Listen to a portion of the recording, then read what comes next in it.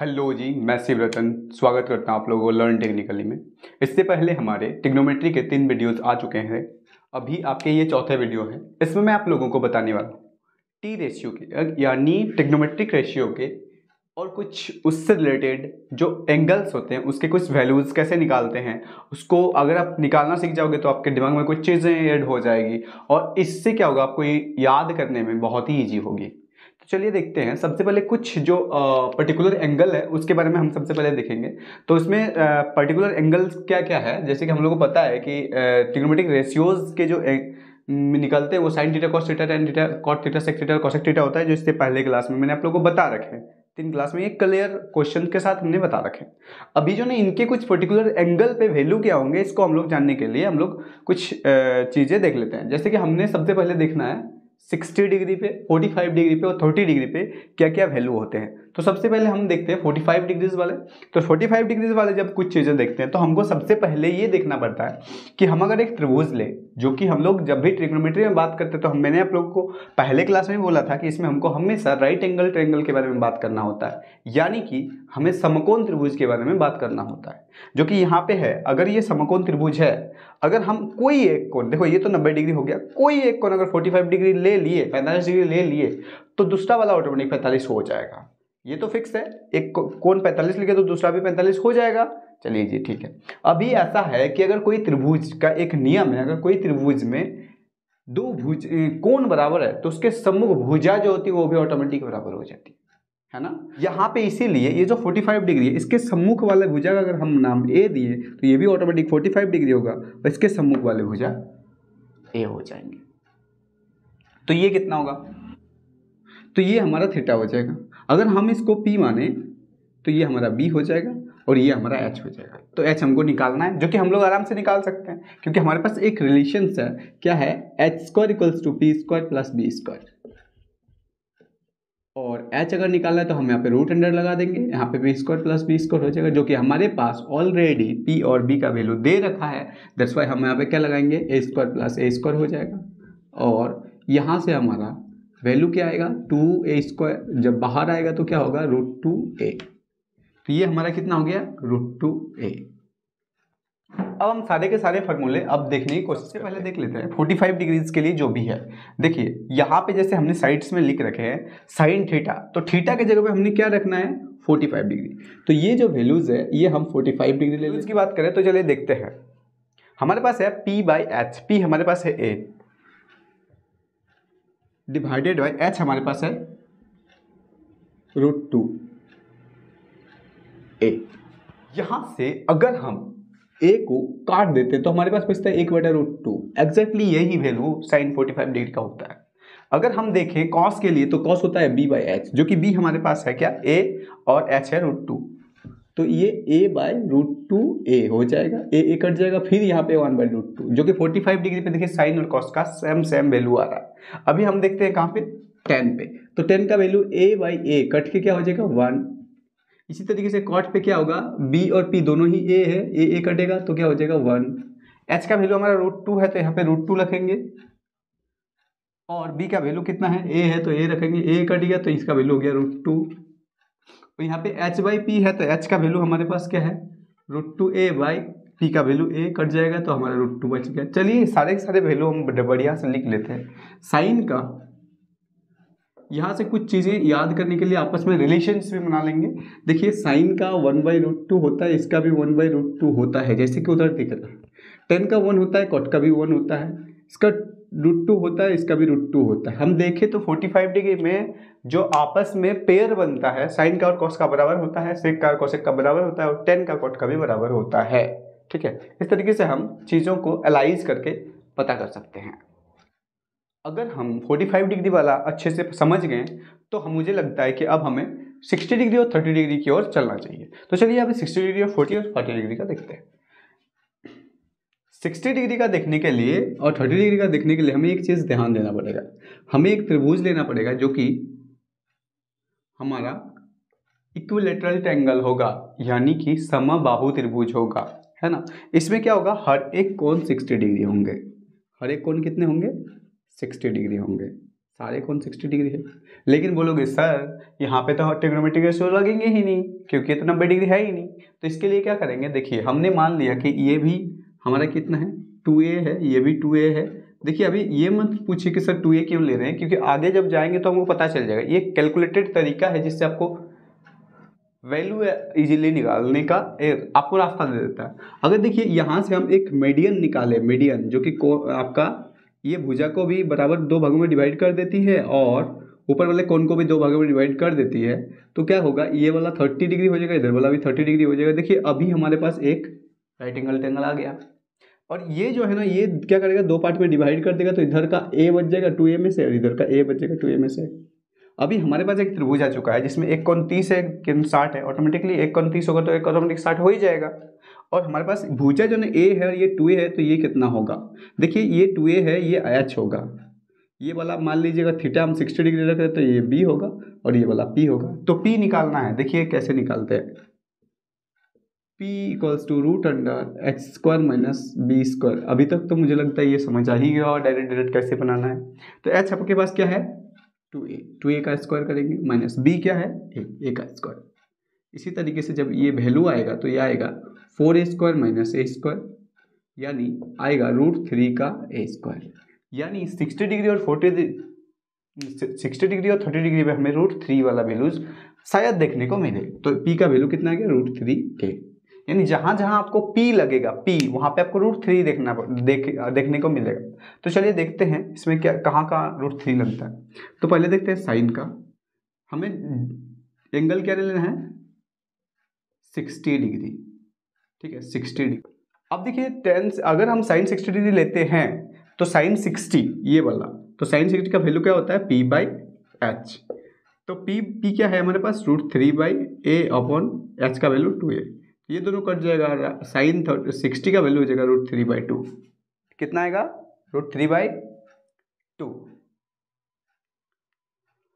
हम अगर इधर आए cos 60 का, तो हमारा b/h होता है और b का वैल्यू हमारा a/2a h का, तो हमारा 1/2 आ जाता है।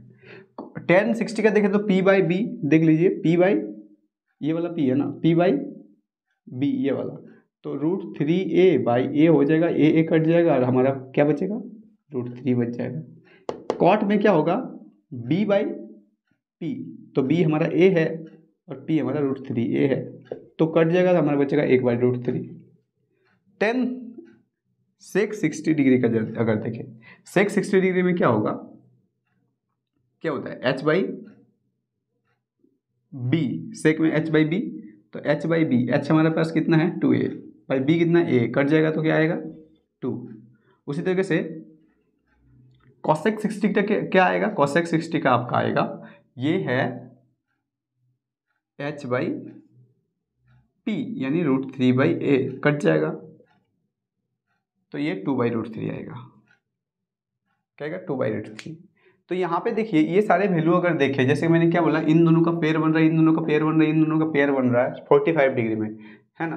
तो वैसे ही अगर हम पेयरिंग की कोशिश करें 60 डिग्री में, इसका वैल्यू तो आ रहा है √3/2।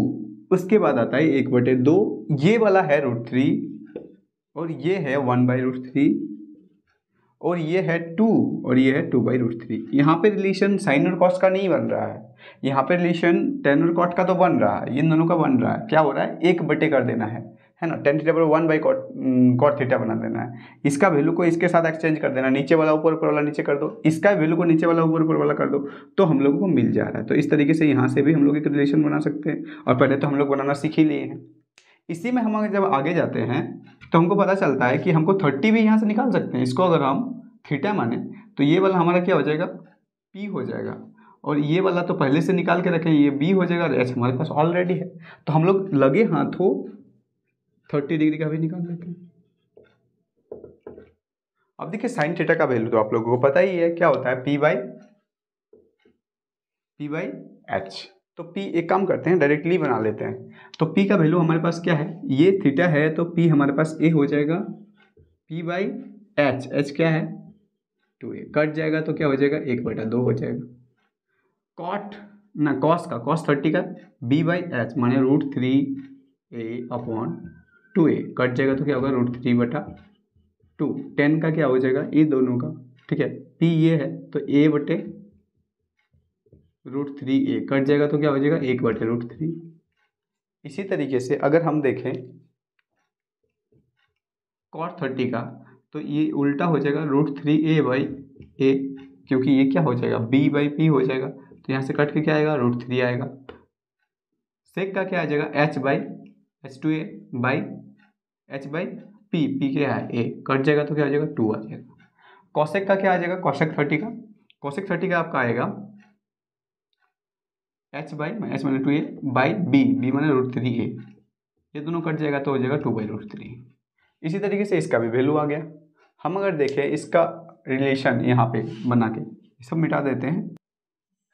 इसका वैल्यू हमने देखा उधर क्या है 1/2 है, उसका वैल्यू कितना है √3/2 है, इसका वैल्यू 1/√3 है, इसका सिर्फ √3 है, 2 है और 2/√3 है। अगर हम ये 60 और 40 में कुछ रिलेशन बना सके वो यहाँ से भी हो जाएगा। क्या होगा ध्यान से देखिएगा, अगर हम देखें जो साइन का 60 है वो कॉस का 30 है, जो कॉस का 60 है वो साइन का 30 है, जो tan का 60 है वो कॉट का 30 है, जो tan का 30 है वो कॉट का 60 है। आपस में 2 डिग्री का क्या होता है और 90 डिग्री का क्या होता है, ये भी हम लोग को देखना है, ठीक है। तो इसमें हम लोग एक काम करते हैं, ग्राफ बना लेते हैं और ग्राफ से समझने की कोशिश करते हैं। हाँ जी, तो ग्राफ बना लेते हैं। इसमें देखिए हम अगर y एक्सिस और x एक्सिस की बात करें, देखिए इस तरीके से अगर y बराबर साइन x हमारा एक ग्राफ है या तो y बराबर cos x हमारे पास एक ग्राफ है, हम लोग दो ही चीज़ बनाएंगे। इसमें देखिए क्या होगा, देखिए इस तरीके से हमने मान लीजिए y एक्सिस बना लिया, सॉरी x एक्सिस बना लिया x डैश, और ये y एक्सिस बना लिया।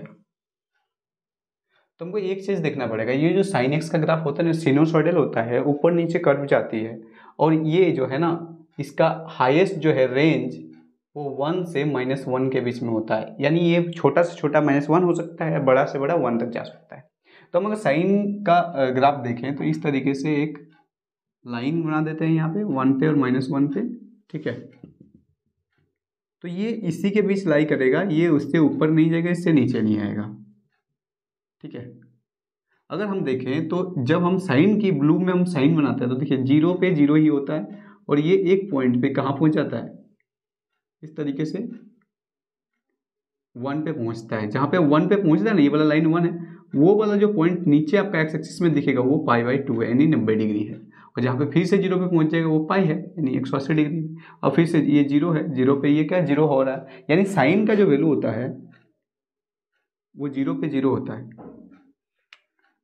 देखिए 0 पे 0 हो जाएगा, π/2 पे 90 हो जाएगा, और पाई पे हमारा 0 हो जाएगा वापस। जब हम कॉस की ग्राफ देखते हैं तो कॉस की ग्राफ यहाँ से थोड़े से अलग होते हैं, वो 0 पे 0 नहीं होता, वो 0 पे 1 होता है, और π/2 पे 0 होता है। और इधर भी आप जब जाइएगा तो ये -π/2 है, यहाँ पे भी वो क्या होता है -π/2 पे वो 0 होता है, ठीक है। तो अगर y equals to sine X रखें तो साइन 90 डिग्री जब रख रहे हैं, देखिए तो साइन 90 डिग्री, देखिए यहाँ पे 90 डिग्री हो रहा है, 90 डिग्री पे साइन का वैल्यू आपका 1 के लाइन में चला जा रहा है, यानी ये वैल्यू हो जाएगा 1। साइन में अगर 0 डिग्री देखे तो ये ग्राफ आपका 0 पे ही है, यानी साइन 0 डिग्री क्या हो जाएगा, साइन 0 डिग्री आपका 0 हो जाएगा। इसी तरीके से y इक्वल्स टू जब हम cos x रखते हैं, cos x रखते हैं तो cos का ग्राफ देखिए क्या हो रहा है, जब हम cos का 0 डिग्री रखते हैं, पहले 90 डिग्री रख लेते हैं, देखिए ये 90 डिग्री पे देखिए cos जो है ना ऐसे करके नीचे आ चुका है 0 वाला लाइन पे, तो ये 0 हो जाएगा। वही अगर cos का हम 0 डिग्री पे देखें, ये 0 डिग्री है, तो cos का 0 डिग्री पे देखिए इसका वैल्यू कहाँ 1 पे आ चुका था, इसलिए 1। बस ये दो अगर चीज़ें देखें तो बाद बाकी चीज़ें हमारा निकल के आ जाएगा, क्योंकि हमको पता है अगर हमको tan थीटा निकालना है तो tan थीटा बराबर, जैसे कि tan का हमको मान लीजिए 90 निकालना है, तो क्या होता है हम इसको लिख सकते हैं sin 90 बटा cos 90। तो sin 90 का वैल्यू आपका होता है 1/0। तो अगर 1 को 0 से डिवाइड करोगे तो क्या निकलेगा,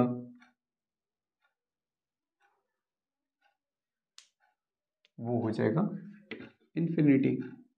वही अगर आप tan 0 डिग्री निकालोगे तो क्या हो जाएगा, साइन का 0 डिवाइडेड बाय कॉस का 0। तो साइन का 0 कितना है हमारे पास 0 बटे कॉस का 0 1। अगर 0 को 1 से डिवाइड करोगे तो क्या होगा, 1 से अगर 0 को डिवाइड करोगे तो 0 से 1 को मल्टीप्लाई करोगे तो 0 हो जाएगा, यानी ये भी हमारा क्या हो जा रहा है, 0 डिग्री हो जा रहा है। आगे देखते हैं, हमारे पास और दो चीज़ें बच गया, क्या क्या, सेक का 90 डिग्री, सेक का, और एक क्या 0 डिग्री। तो देखिए सेक का देखते हैं। देखिए हमको पता है कि 1 बाई कॉस इक्वल्स टू क्या होता है, सेक होता है। तो 1 बाई कॉस 90 कर देते हैं। 1 बाई कॉस 90 कितना होता है, देखिए आपका कॉस 90 का वैल्यू कितना है, कॉस 90 का वैल्यू 0 है, यानी 1 बाई 0, 1 बाई 0 क्या हो जाएगा, इन्फिनिटी हो जाएगा, है ना। यानी अनडिटरमिनेट भी इसको डिफाइन करा जा सकता है। अब देखिए यहाँ पे सेक 0 क्या है, सेक 0 को आप अगर देखना चाहते हैं तो यहाँ पे क्या हो रहा है, 1 बाई कॉस 0 है, तो कॉस 0 का वैल्यू को 1 होता है, 1 बाई 1 कटेगा तो 1 आ जाएगा, ठीक है। अभी हम इतना डिटेल्स में नहीं जा रहे कि अनडिफाइंड, अनडिटरमाइंड, ठीक है। सिर्फ समझ के चलो कि क्या क्या हो रहा है, आपका बेस वैल्यू आ जाए, उसके बाद हम क्लास में इसको और डिटेल्स में देखेंगे। देखिए इसके बाद है आपका कॉसेक, कॉसेक का 90, ठीक उसी तरीके से 1 बाई साइन 90 कर लेंगे। तो साइन 90 का वैल्यू 1 होता है, तो 1 बाई 1 कट के आपका 1 आ जाएगा। इसी तरीके से अगर हमको चाहिए क्या, कॉसेक का 0 डिग्री, तो 1 बाई साइन 0 कर देंगे, तो साइन 0 0 ही होता है, 1 बाई 0 जो कि हो जाएगा इन्फिनिटी, ठीक है। अब सारे के सारे वैल्यूज़ को आप क्या करो, जितने भी आपको बोर्ड में हैं, जो भी समझ आया, इसको सारे को आप टेबल में लिखो एक बार, ठीक है। साइन 0 डिग्री का वैल्यू क्या है, साइन कॉस डिग्री का वैल्यू क्या है, ठीक है। उसी तरीके से एक टेबल में अरेंज करके लिखना। ये जब आपको हो जाएगी, फिर आप धीरे धीरे छोटे छोटे क्वेश्चन बनाने, जो कि वीडियो लंबा होने के कारण आज नहीं कर पाएंगे। हम ये दूसरे क्लास में हम छोटे छोटे क्वेश्चन लेके आएंगे, उसके बेसिक्स करेंगे, फिर हम टाइप वाइज इसके क्वेश्चन करेंगे, बहुत सारे रिलेशंस भी होंगे, ठीक है। और क्वेश्चन के साथ हम ये जो पर्टिकुलर एंगल के साथ जो कुछ क्वेश्चंस बनेंगे उसको भी हम बना लेंगे। उसके बाद हम लोग देखेंगे आज के लिए